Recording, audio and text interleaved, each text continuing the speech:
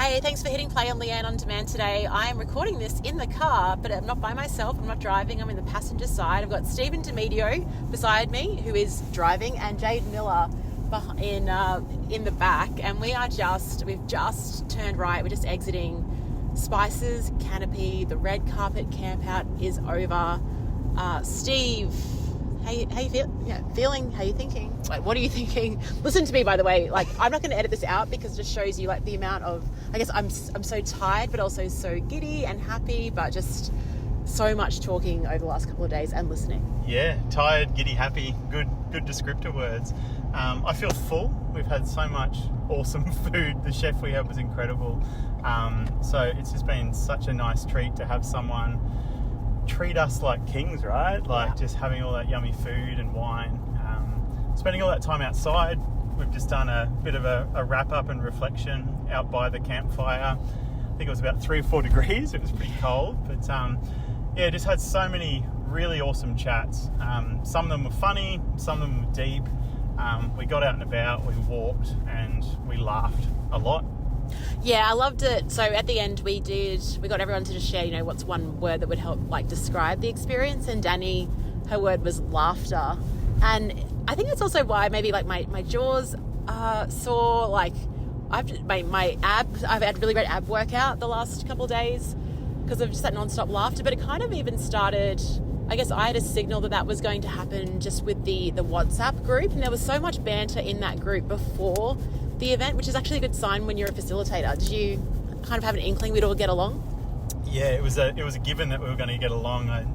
We were pretty funny on WhatsApps, and it was nice to see that translated in person as well. We had this thing where, like, if anyone was telling a story, it was so hard because, like, every sort of 5 or 10 seconds, someone would interrupt with a barb or a joke or take the conversation somewhere else. And so you really have to, you're learning a bit of resilience having just to tell a story. The other thing was no technology, right? So often when we go to conferences, you're taking photos, you're writing your show notes, you're sharing on LinkedIn what you're up to, but we had none of that.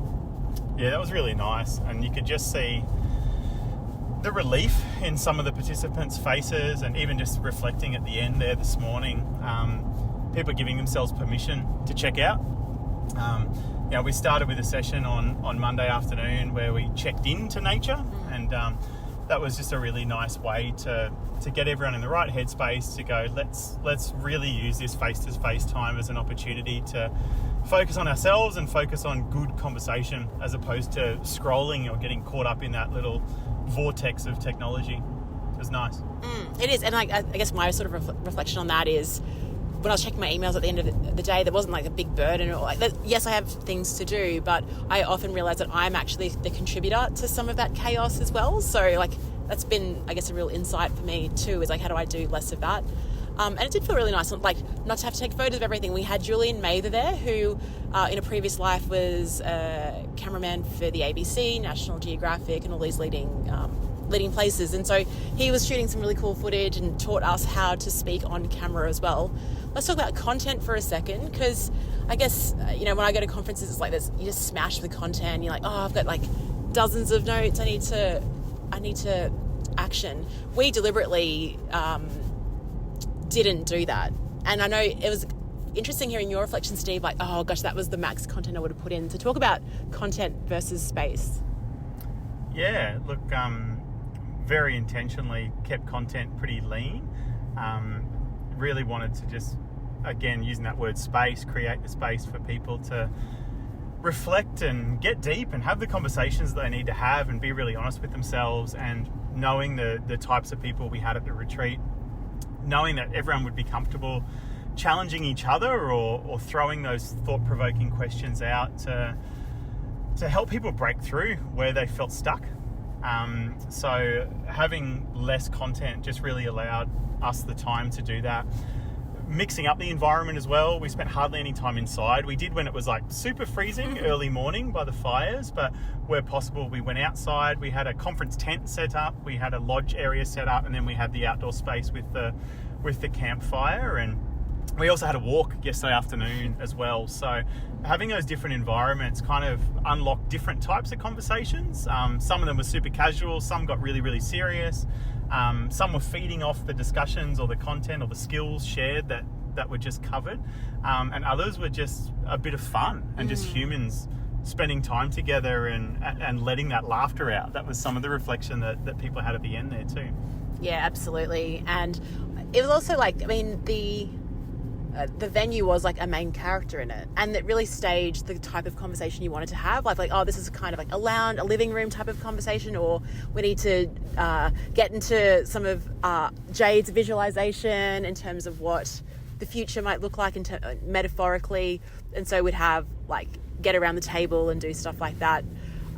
So many things. And like you said, even just being around a campfire, that is just a real beacon, a real signal for let's go deep.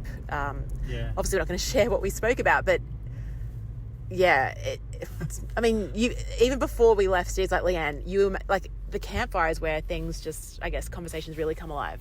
Yeah, it really taps into all your senses. It's a real mindful practice as well. Yeah, campfire all the way. Campfire all the way. Is there anything else you wanted to share, Steve? Any final thoughts? Yeah, look, like I said, I thought it was a really nice balance of structured conversation, but then the conversation that wasn't structured, opening up all different types of things that we never expected to talk about as well. What was also really cool was people reflecting on how much they needed to change in their business or what they wanted to do differently or what they wanted to do more or less of. And then some other participants sitting there going, you know what, I am on the right track. And this space has given me the clarity to validate that and go, I am actually going about things the right way and I feel really content. It was really like ending today. It's like we've just felt like this incredible rapport with our group. They are, I don't know, like everyone just brought such a unique flair, sense of humor, energy, and somehow the dynamic with the 9 of us, like it just clicked, it just worked. Is that common for groups, Steve, or are we like totally unique? Yeah, look, no, very common. And again, once you're getting out of your normal day-to-day grind and out of your world and giving yourself that space and reconnecting with nature, it just connects people. It just connects people from all different walks of life, from all different backgrounds, and it just highlights again, if we're prioritizing human connection and quality time and conversation, it's going to trump everything else. Big time. And it's not about information anymore. It's really around a connection in this interesting world that we're in. Hey, Steve, thanks so much for being an amazing collaborator. Like, you absolutely nailed it. So thank you for all your tireless work, responsiveness, good humor, enthusiasm, positivity. Thank you so much.